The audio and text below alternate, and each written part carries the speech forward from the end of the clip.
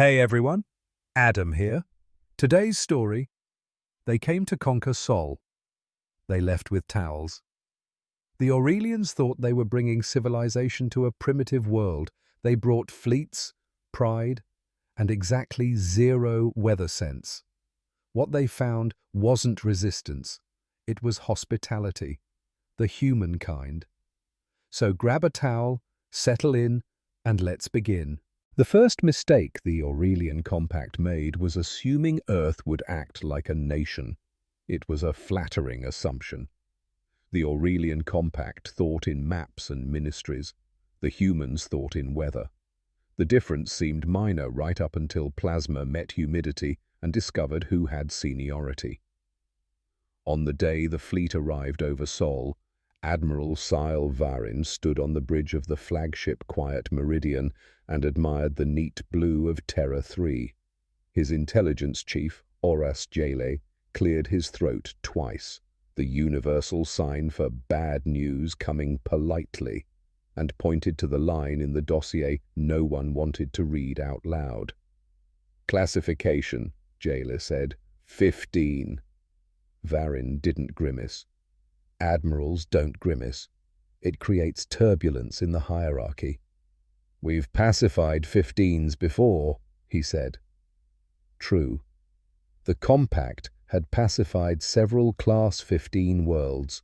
They were proud of it, the way one is proud of surviving a holiday with relatives who start arguments with tableware. The difference was those worlds were thinly settled, hard to reach, and easier to negotiate with than to fight. Earth was none of those things. Earth was full, loud, and allergic to negotiation when visitors appeared carrying paperwork that began with annexation and ended with tribute. General Patrick Hale read the same dossier in a bunker under a decommissioned rail yard. He underlined 15, circled Aurelian Compact, and wrote polite, probably in the margin. He put the sheet aside and asked Captain Ethan Chen if the weather was in a helpful mood. "Forecast says soup," Chen said. "Good for us. Bad for plasma. Terrible for anyone who forgot a towel. People always forget towels," Colonel Diego Martinez said. Martinez had the expression of a man who had been disappointed by many towels. From orbit, the fleet opened the conversation in the dialect most empires prefer. Light brought to a point. The beams ignited in the upper atmosphere and then reconsidered their life choices, dispersing sideways into a wet glare. On the ground, car alarms and birds formed a choir that sounded like the end of something. Humans took a breath and began the part of the plan labeled "Do What We Practiced." It was a long section. The Compact's first descent put down in neat rings of armor outside coastal cities. The rings immediately became semicolons as trucks, cyclists, and strangers with clipboards annexed the gaps and declared themselves logistics. The invaders categorized them as fauna until the fauna took attendance and asked where to stack the captured power cells. Aurelian infantry were professionals. Their doctrine was proud of that fact. It said so in a chapter called On the Restoration of Order. The doctrine did not include a paragraph about scouts who are 11 or triage tents that also negotiate surrender terms. No one had thought to add those. It would have helped. By hour 6, the Compact occupied 2 airfields, a stadium, and a shopping complex with a fountain. The fountain became a drinking station. The stadium became a hospital. The airfields became complicated. "Terrain is non-compliant," a field officer reported. "That's not a category," Jale said. "It is now." On the Quiet Meridian, Admiral Varin asked for an updated threat profile. The algorithm produced a comforting list: human engines, primitive, human weapons, outdated, human morale, variable.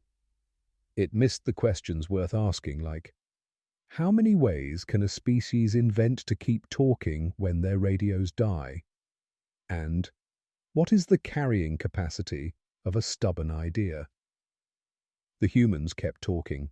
When jamming arrived, they moved to church bells, firehouse sirens, low-tech whistles, and teenagers with BMX bikes who had a professional disregard for speed limits. Chen described this as falling back on legacy systems. It sounded better than "we yelled." Hale's first message to the invaders was short and mercilessly polite. Aurelian Compact Forces. You are in violation of a great many things, including the weather. Depart Sol. We will escort. It was an absurd offer if you believed the situation favored the compact. Many on the quiet meridian still did. Varin replied with a longer message that used the word inevitable more than history recommends. He asked for the ritual surrender. Leaders present, weapons stacked, flags folded. It was a nice script. Earth had scripts too. Earth preferred checklists. Martinez coordinated the checklists. He had the gift of sounding reasonable about unreasonable requests. He would ask a firefighter if she had a spare hose for a captured plasma nozzle, and somehow end the conversation as the proud owner of 2 hoses and a crate of bottled water labeled "For Diego." He was the kind of polite that made people want to do whatever he asked, right up until they noticed he had moved a mountain by saying "please." "Can we weld that thing to the pickup?" Martinez asked a mechanic whose name tag said "Art." The thing in question was an Aurelian point defense head, with all its safety interlocks conveniently missing. "We can," Art said, inspecting the mount. "Should we?" "Absolutely not," Chen said from across the lot, "which is why we absolutely will." They did. The pickup's suspension developed existential questions. The point defense did not. The next time an Aurelian drone descended to map a neighborhood, it was greeted by a plume of corrected math from an American truck with a bolo tie of jumper cables. The kill was clean. The photo was blurry. The caption, "Don't worry, we wore seatbelts," circulated in 1,000 chat groups where humor went to sharpen itself. Back on the ground, an Aurelian captain issued an order forbidding the use of juveniles in any proximity to conflict zones. The order circulated as doctrine, then advice, then a meme. Humans circulated a different order. Carry the box, kid. Walk low. Smile at the people with the guns. They're scared too. No one wrote that last sentence down. It still arrived. The compact attempted to split the battlefield with a familiar trick. Cut communications, isolate the defenders, apply pressure until resolve resembles paperwork. But Earth had trained for broken lines since the first storm rearranged an early telephone pole. If a line broke, someone ran. If running failed, someone whistled. If whistling failed, there was always the dog who just knows. By hour 16, Varin had a list of positions taken and a longer list of positions that refused to admit it. He also had a weather report. The atmosphere over 3 key cities was doing an impression of an angry soup, dense enough to insult ballistics and expensive enough to qualify as corruption. Plasma cooled mid-air. Artillery shouted into clouds and learned humility. Varin asked how likely it was to clear by morning. "It will clear when it's finished," the meteorological liaison said, which was not an answer. It was a truce. Hale made a second call. "Admiral, we'll mark corridors sky to sea. Leave through them and you may keep your ships and your pride in separate containers." "Is he threatening us?" Varin asked. "No," Jail said. "He's pricing the options." The Aurelian third descent pushed into a city that used to sell a lot of coffee and now primarily sold moral lessons. Their armored columns moved precisely. Their maps were accurate. The humans did not need a map. They had curbs and mailboxes, and the way the light falls when you're about to make a mistake. At the corner of a flooded boulevard, an Aurelian walker took the bait of a politely placed metal plate. It weighed enough to be convincing, shiny enough to be admired, and balanced enough to be unwise. Beneath it, a trapdoor of collapsed soil welcomed the leg with a sound like a polite cough. The walker tilted, thought about its life, and committed to a new career in urban archaeology. Civility event, someone muttered on the Aurelian channel. What is that? Another asked. It's when an enemy ruins your day while addressing you as sir. The humans, for their part, ruined many days. They did it with courtesy. You'll want to move, a volunteer told an Aurelian squad in perfect trade language as the squad advanced along a culvert. 2 meters forward. The squad considered ignoring the advice. They did not. The culvert behind them gave up and slid into a bad idea. There was briefly a moral panic on the quiet meridian when reports of children in battle space started to stack. The panic made sense if you believed children were ornaments. On Earth, children were logistics. They ran with notes, belts of gauze, and the conviction that adults would not let them do this unless it mattered. They carried lists, which are weapons if you know how to use them. When the compact finally punched a clean hole in a neighborhood, they found a hospital at the end of it. The hospital did not fight. The hospital negotiated. A squad that had lost its way and half its ammunition placed their guns on a dolly and rolled them in. The triage nurse gave them towels and a lecture about muddy boots. Someone wrote "surrender received" on a whiteboard in tidy handwriting and assigned the new arrivals to laundry. Oris Jale watched the feed from orbit and decided that somewhere along the line they had begun losing a war to manners. On day 2, Chen found the compact's drone encryption and set it gently next to a bowl of seawater. "It's not a bug," he told Martinez. "It's a lifestyle." "It's a lifestyle we can fix," Martinez said. Chen nodded. "With towels." He was not kidding. A significant portion of the day's work involved drying things that wanted to be dry and wetting things that wanted to be wet, on a timetable the atmosphere chose for them. The planet was on their side. It was not friendly, it was aligned. There's a difference. By day 3, Varin pulled the fleet tighter to low orbit to stabilize targeting. The move worked for exactly 10 minutes and 26 seconds.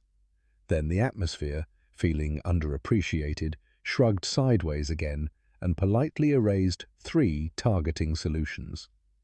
Jail suggested they call General Hale. "State your terms," Varin said when the human appeared in the hollow. "Leave Sol," Hale said. "Undo the mess you made in the Keled Spur. Send proof. Transports turning around, camps opening, collaborators retiring from the collaboration business. You've got 72 hours. "And if we decline?" Varin asked. "Then our weather follows you," Hale said. "We have a travel mug." The bridge crew waited for a punchline that did not arrive. Humor, in that moment, felt like an ambush. There is a deep and underrated cruelty in good administration. The humans demonstrated this in the Spur without firing many shots. Where the Compact had built neat pyramids of authority, the humans scattered receipts. Collaborator councils discovered that a line of grandmothers with typed lists could move a governor faster than armored cars. Warehouses confessed. Doors unlocked because it was simpler than listening to the knocking. News traveled at the speed of someone who already made the call for you. On day 4, the Compact attempted a grand gesture.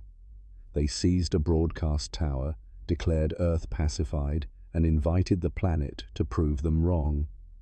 The planet obliged by turning off the power in a radius exactly wide enough to include the tower and the general who had the misfortune to be live when the lights went out.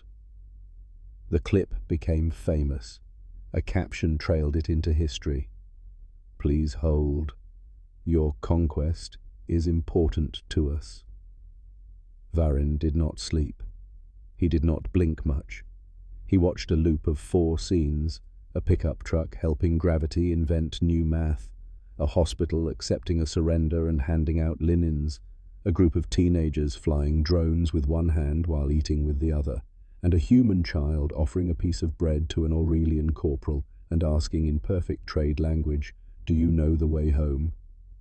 The child was not a symbol. The child had a bike and a route and a mother who had said, "Be back before dark."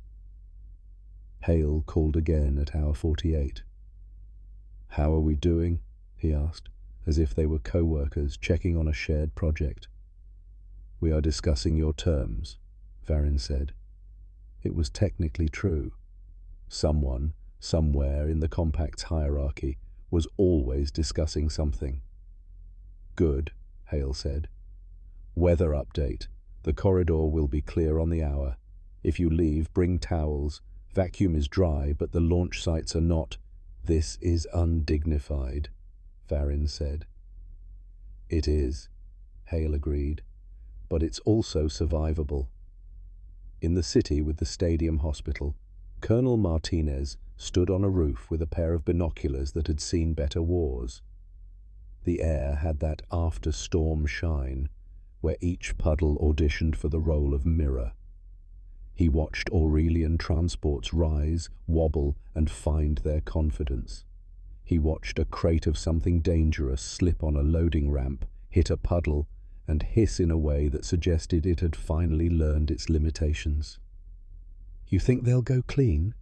Chen asked, appearing with 2 styrofoam cups and a grin that apologized for both. "They'll go with stories," Martinez said. "That's as clean as anyone gets." "Good," Chen said.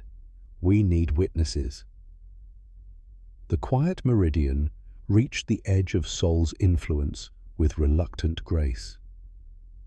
Varin stood on the bridge and considered the difference between losing a battle and learning a lesson.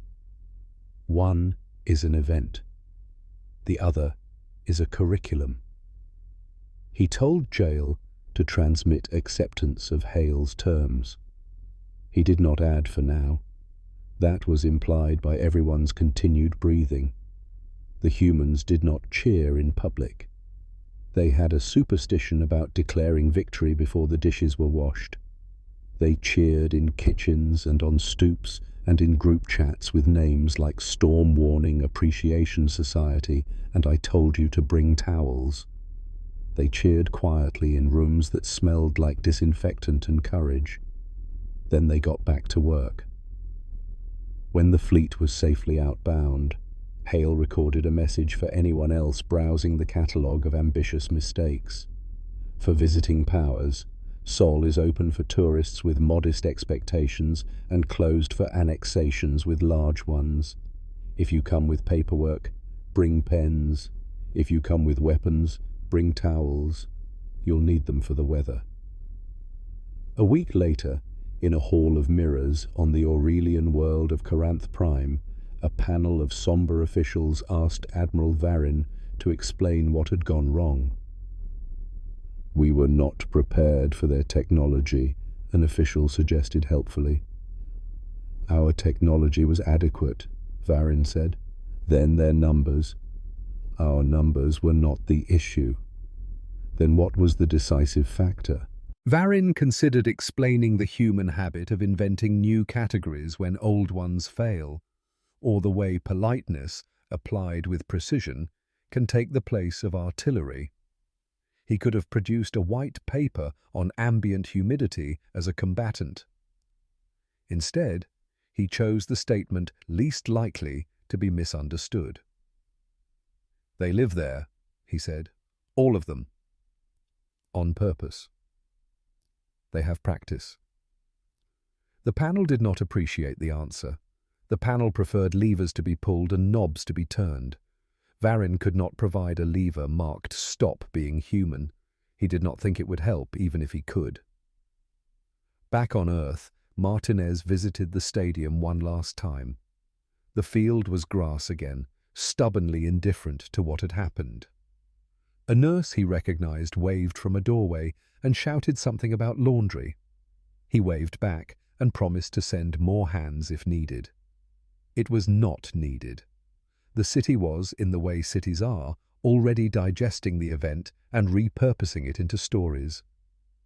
Chen stood on a pier, watching the water turn itself over under a clean sky. "You ever think we're the villains in someone else's bedtime tale?" he asked. "Every day," Hale said. "And what do we do about that?" "Return what isn't ours," Hale said. "Keep what is. Pay our bills, fix the fence, be ready anyway." Chen nodded and tossed a pebble into the water. It made a ring, then another. Waves are patient. Empires are not.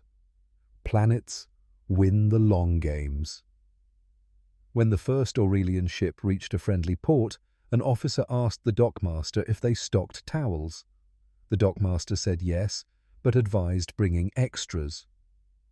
"There's a place near Sol," he said, "where the weather practices hand to hand." The officer did not laugh. He bought the towels.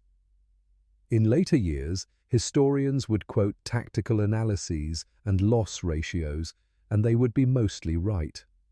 A smaller, stranger book would circulate among the Aurelian junior officers, a spiral-bound manual with a hand-drawn storm cloud on the cover. It contained translations of Earth idioms, diagrams of ad hoc wiring harnesses, a recipe for soup that could be eaten cold, and a single line printed on the first page in every known trade language. "Do not mistake manners for consent." Another line, penciled in later by a careful hand, read, "If someone offers an escort out of Sol, take it." People would argue about the morality. They would argue about the tactics. They would argue about whether the story had a moral beyond, "Don't invade places where the clouds have opinions." The story did not mind.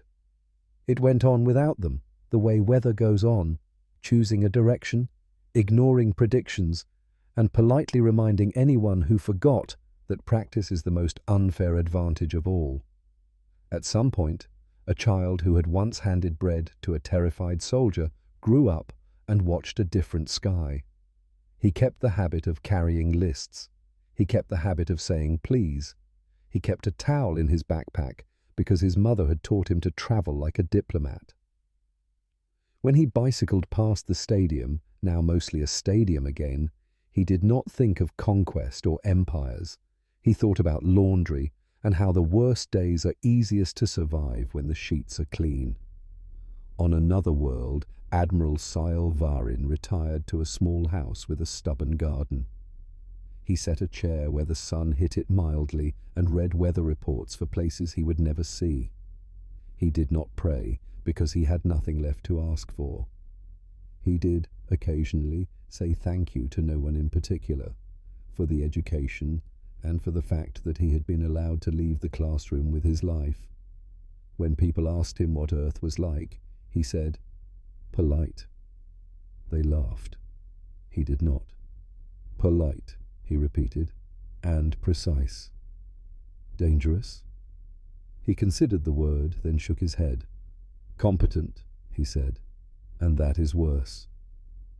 Somewhere under a calm sky, General Patrick Hale filed a report which concluded with a sentence that could have been a joke, and wasn't. Recommendation: maintain courtesy, expand logistics, keep towels near doors. It read like housekeeping because it was. Housekeeping is a strategy when your house is a planet and your neighbors are ambitious. The thing about human stories is that they keep being true in new ways. People will call this one a lesson about Sol, and it is, but only by way of being a lesson about everywhere. You can come with maps and ministries and a doctrine that worked last time. You can arrive confident enough to rename the sky. The sky will not notice The sky has plans, and if you listen closely, right before the plans arrive, you might hear a voice on an open channel. Calm, unhurried, impossible to intimidate, offering you a corridor out, an escort home, and a weather report that will keep you alive. It is not a threat. It is a kindness. Bring towels. If you enjoyed surviving the weather, hit subscribe. More humanity, more sarcasm, and maybe a few extra towels. Next time. This has been They Came to Conquer Sol. They left with towels. Stay dry.